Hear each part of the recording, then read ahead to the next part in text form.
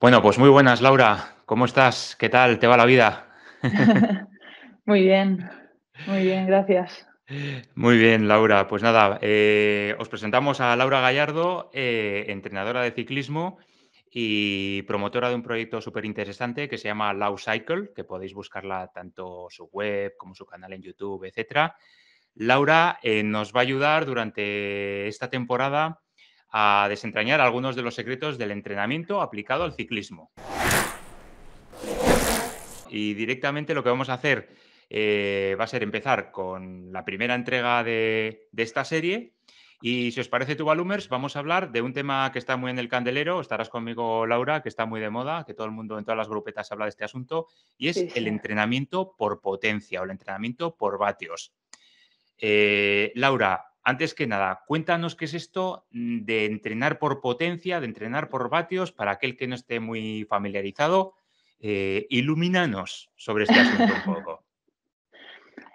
Bueno, mucha gente me acaba preguntando sobre todo que por qué ahora se entrena por potencia y por qué parece que los entrenadores no podemos vivir sin el potenciómetro y antes había ciclistas buenísimos sin tener esta herramienta, ¿no? Y bueno, sí que es verdad que hay muchos parámetros que podemos valorar que no solo la potencia, sino Ujú, las cargas internas o cargas externas, como por ejemplo cargas internas serían todo lo que tiene que ver con la parte más intrínseca, que es la frecuencia cardíaca y la percepción del esfuerzo. ujú. Y después todo lo que sería la carga externa, que ya tendría más que ver pues, con el terreno o las horas, por ejemplo, la velocidad, la distancia, ¿no? Los metros Ujú, ujú. O acumulados. sea, una cosa depende, digamos, de nosotros, de nuestro organismo, y otra cosa Exacto, depende del entorno donde realizamos nuestra actividad. exacto. Correcto. Eh, entonces, claro, sí que es verdad que todo esto también se puede valorar, sí que podemos hacer una planificación y según tu objetivo podemos programar un tipo de planificación y sabemos que probablemente puede funcionar porque es lo que funciona para la mayoría de gente, pero no podemos llegar a esa especificidad que nos da, por ejemplo, el potenciómetro, ¿no? Porque todos sabemos que la frecuencia cardíaca está muy bien, de hecho se tiene que medir, pero tiene muchos fallos. Puede ser que un día estés a unas pulsaciones, pero otro día que tengas estrés por una carrera o por el trabajo o que te hayas tomado 2 cafés de más, Ujú. o incluso la temperatura, que haga más calor o más frío, ya la frecuencia cardíaca ya está diferente, ya estaríamos trabajando en otras zonas. Ujú. Incluso la persona misma ya lo nota, ¿no? Entonces, nos da un poco de inestabilidad el hecho de estar midiendo por todos estos parámetros que sí que están muy bien y si medir las cargas de entrenamiento por parámetros externos como la velocidad o los ritmos y las rutas también está bien siempre y cuando estemos siempre valorando lo mismo, pero estarás conmigo también que no es lo mismo a veces hacer una ruta de 120 kilómetros con 2000 de desnivel en el Pirineo o hacer otra con los mismos números en otro sitio. Eso Puede está ser que claro. tengas rampas del 20% y acumules Claro. todo en pequeñas rampas, ¿no? Y no en tres puertos. Entonces, Ujú. claro, todos estos números están muy bien tenerlos y está muy bien valorarlos, pero al final lo que nos da el potenciómetro es una medida súper directa de la fuerza que estamos haciendo nosotros encima de la bici. Ujú. Y, y con eso no puede competir nada más. O sea, es imposible que el tema de que la frecuencia cardíaca compita en prestaciones y en fiabilidad con el tema de los vatios. Los vatios son los que son en cualquier momento y en cualquier lugar, y si llegas bien, y si no llegas, no bien. Exacto. Es matemática pura. Sí, sí, exacto. Exacto. Además que la frecuencia cardíaca podemos hacer un test y al cabo de un tiempo los datos pueden cambiar aleatoriamente, o sea, no por el hecho de haber mejorado. No sé si, Ujú, no sé si me explico. No vas a ver una mejora en tus números de frecuencia cardíaca, ujú, ujú, ¿sabes? ujú. Oy Y en cambio la potencia sí que se puede valorar eso. Ujú, ujú. Oye, una curiosidad, ¿podrías explicarnos esto tan cacareado de las zonas de entrenamiento en relación con los vatios? ¿Esto ¿cómo se estructura? O sea, esta nebulosa, ¿cómo Vale, funciona? Que para los que no somos expertos, digamos, en vatios, digamos, nos parece un tanto complejo. vale. Pues en realidad es mucho más fácil de lo que parece. Lo que pasa es que diferentes autores al final han dado tantos nombres y tantas maneras de dividir estas zonas que yo creo que la gente a veces se hace como un lío, ¿no? Pero en realidad es mucho más fácil de lo que parece. O sea, de hecho iba a hablar de esto ahora, que con los Ujú, test, o sea, podemos hacer diferentes tipos de test que nos den una visión de dónde se encuentra esta persona, en qué punto está, cuál es su contexto y cuál es también su perfil como deportista. Entonces, al final podemos definir esto, las zonas de entrenamiento, que serían, nos dividiríamos en las dos zonas metabólicas más importantes, que sería la zona aeróbica y la zona anaeróbica, y, y allí tendríamos pues diferentes tipos de zonas. La zona uno que sería el recovery, la zona 2 más endurance, más zona de resistencia, y ujú, la zona 3 que formarían parte de esta parte más aeróbica. Luego en la zona 3 hay muchos autores que la dividen en sweet spot y tempo, por ejemplo. Luego habría ujú, como la zona que se acerca más a la parte anaeróbica y la zona más aeróbica. Y después, a partir de aquí, todo lo que todos conocemos como el FTP, que sería el umbral anaeróbico. Entonces, a partir de ahí, pues todo lo que serían esfuerzos, que otra de las desventajas que tendría entrenar por frecuencia cardíaca es que no podríamos entrenar esas zonas porque son zonas que se miden por debajo de 1 minuto y medio o 2 minutos. Y la frecuencia cardíaca se estabiliza a partir del minuto y medio. Así que ujú, ya esa parte ya nos la estaríamos perdiendo bastante. ujú, ujú. Oye, vas introduciendo conceptos que nos suenan. Has hablado del FTP. ¿Qué es el FTP? ¿Y cómo se hace? ¿Y cuál es la mejor forma de hacerlo? ¿Y para qué nos sirve?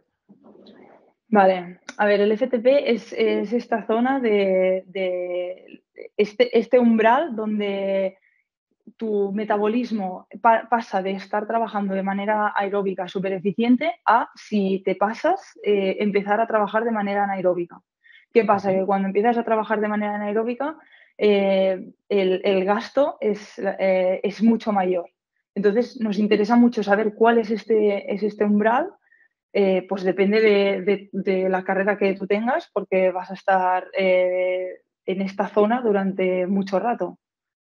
¿Vale? Puede ujú, ser que estés en esta zona durante mucho rato. ujú, Eh, entonces, sí, es una zona por la que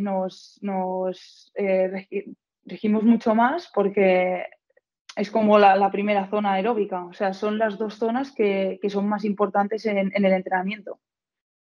ujú, ujú. O sea, digamos que hablamos de los límites un poco entre lo anaeróbico y lo aeróbico, Sí, exacto. ¿cierto? Ujú.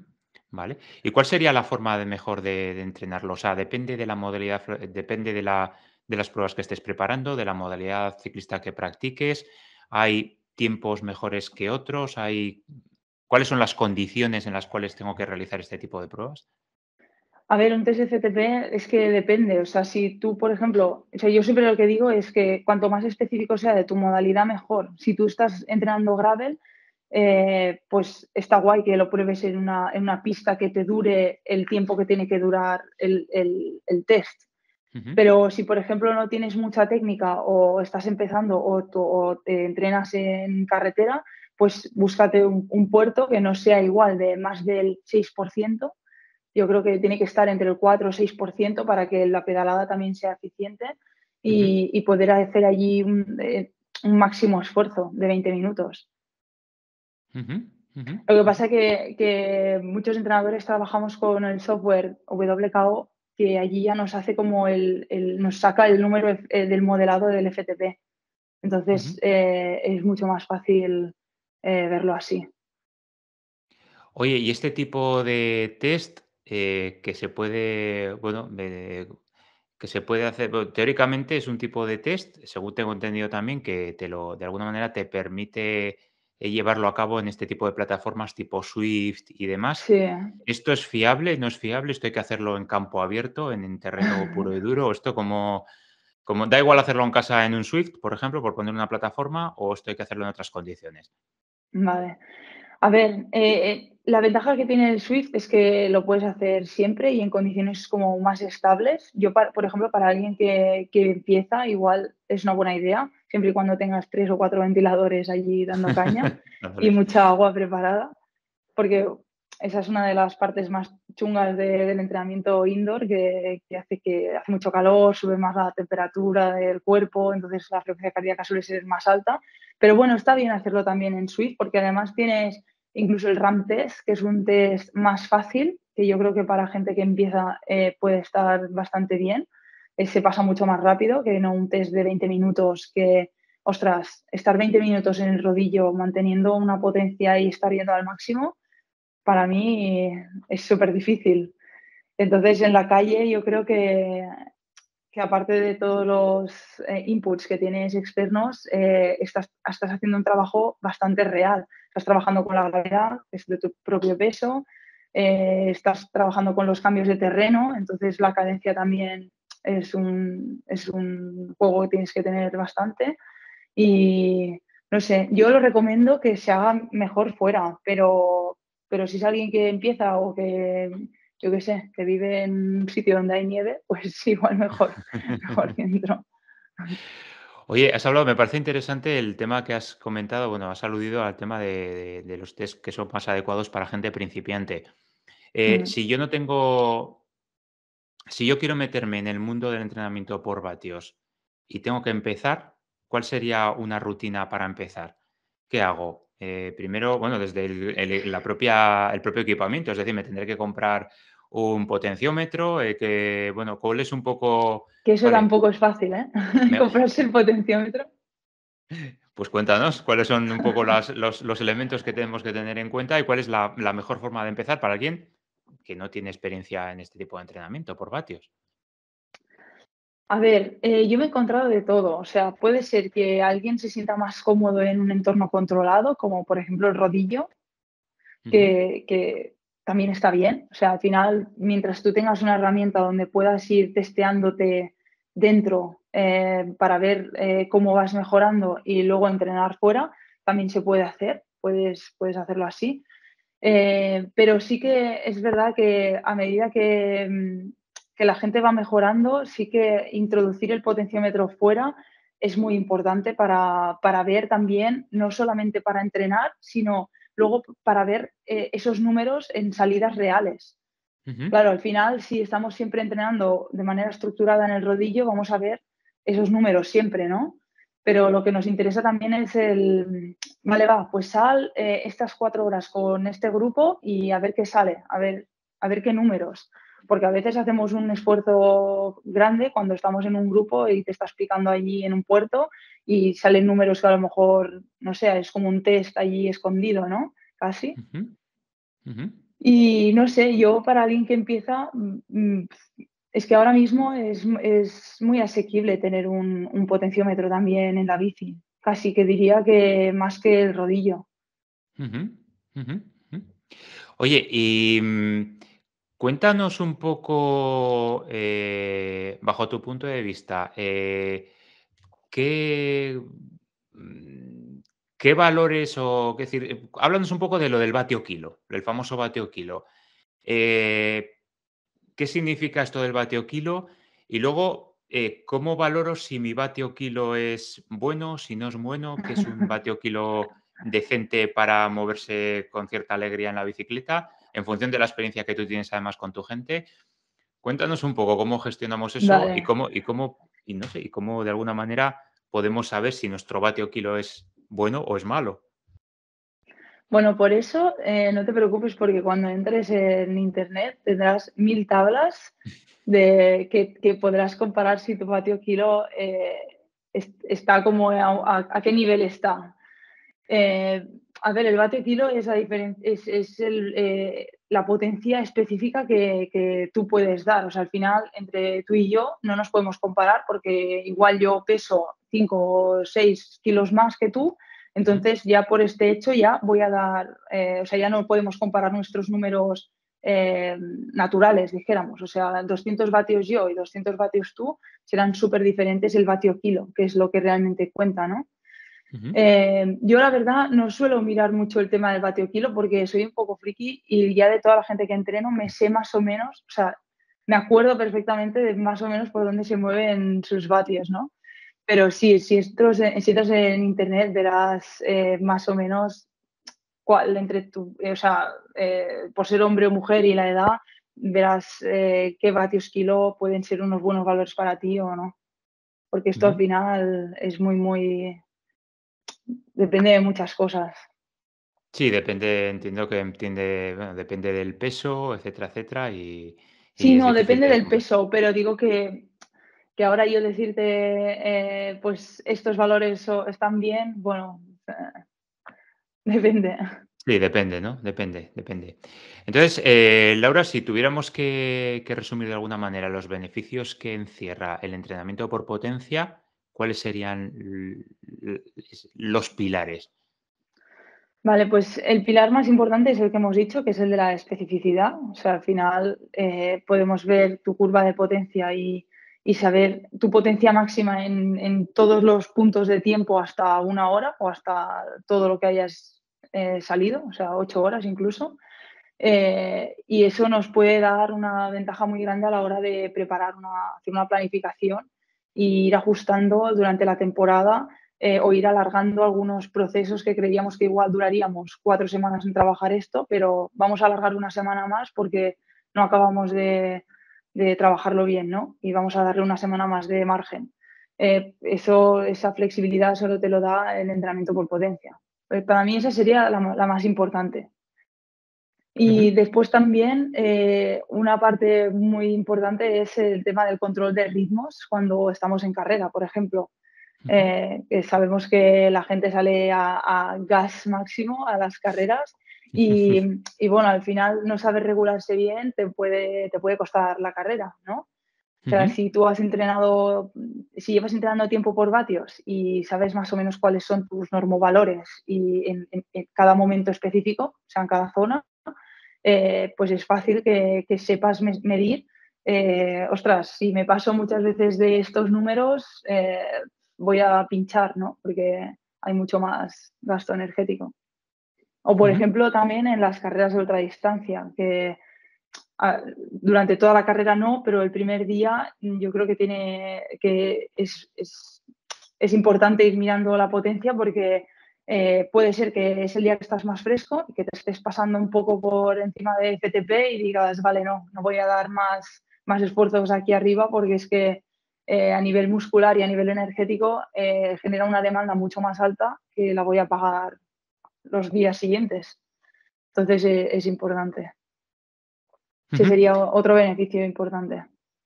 Muy bien, Laura. Entonces, con el tema con el pulsómetro tradicional, ¿qué hacemos? ¿Nos lo tiramos a la basura o nos puede servir como complemento para algo? No, ese es otro de los beneficios que te iba a comentar ahora. Y es que, a ver, con el potenciómetro también podemos ver, nos puede ayudar mucho a regular el tema de la fatiga y el control de la carga y de cómo de fatigada está esta persona. Pero nunca podemos perder de vista ni la frecuencia cardíaca, que nos puede dar mucha información también de salidas específicas o de un sobreentrenamiento, por ejemplo, o ni tampoco la percepción del esfuerzo, que al final, si nos medimos solo con los números, es que si perdemos este punto de vista intrínseco, pierde totalmente el sentido. Entonces, es muy importante valorar eso también. O sea, Ujú, escuchar el ujú. cuerpo y saber decir, bueno, saber en qué punto estás. Ujú. Oye, y una curiosidad, con independencia del entrenamiento por vatios, ¿influye de alguna manera las sensaciones del ciclista? Me explico. Todos tenemos presente, por ejemplo, la imagen de Chris Froome, ¿no? Que es un ciclista que está todo el rato mirando el potenciómetro, ¿no? Con la cabeza Ya. baja. ¿Eso de alguna manera puede mermar en un momento determinado el rendimiento del ciclista o no hay margen de error? Sí, de hecho, hay muchos estudios que hacen este tipo de test, por ejemplo, sin mirar la potencia, a ver Ujú, cuánto máximo puedes dar, porque a veces ujú, estamos muy focalizados en, ostras, si yo la última vez saqué este número, ahora tengo que sacar un poco más o ahora seguro que estaré por encima. Y a veces si empezamos el test y ya vemos que ya no estamos donde creíamos, puede ser que nos afecte mucho también en el rendimiento, ¿no? Ujú. Pero bueno, al final es encontrar un poco, yo creo, cómo le afecta a cada uno ir mirando estos números y ser muy consciente sobre esto. Si estás en una carrera y sabes que te va a poner súper nervioso, ves que vas por debajo, pues quitar esa pantalla y simplemente ir por sensaciones y luego ya lo verás.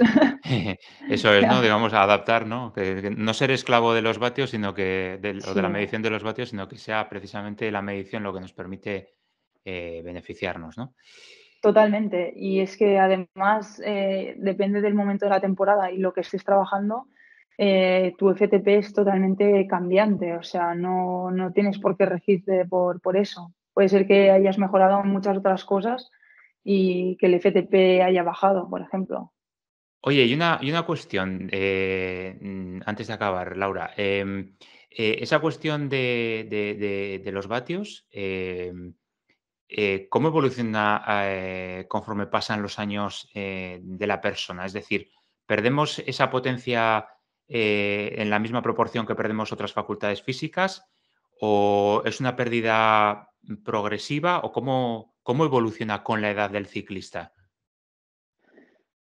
A ver, depende de la edad del ciclista. Normalmente, o sea, los ciclistas amateurs sí que suelen ir mejorando durante los años, sobre todo porque al final la base del ciclista siempre se va cortando un poco más, porque cada año tenemos más base, ¿no? Entonces, ese Ujú. periodo de base que todos conocemos siempre se puede ir acortando un poco más porque ya lo tenemos de todos los años que llevamos entrenando. Sí que es verdad que con la edad lo que se suele perder es fuerza, los niveles de fuerza suelen ser un poco más bajos, pero bueno, se ha visto de todo. O sea, al final depende de cómo estés enfocando tú el entrenamiento y ya está. Ujú. No. Sí, cada persona es un mundo, digamos. Sí, exacto. Creo que se tendría que ver de manera específica, pero bueno, a nivel de eso, más que nada se pierde eso. Con la edad se coge más resistencia, tienes más capacidad de endurance y un poco menos de fuerza. Mm. Muy bien, Laura. Oye, pues nada, pues recogemos el testigo y a partir de ahora vamos a cambiar el chip y vamos a entrenar por vatios a tope. Oye, Eso, muchísimas, a coger potencia a todos. eso es, que no falten los vatios. Nada, Laura Gallardo, entrenadora de ciclismo, creadora del proyecto Lawcycle.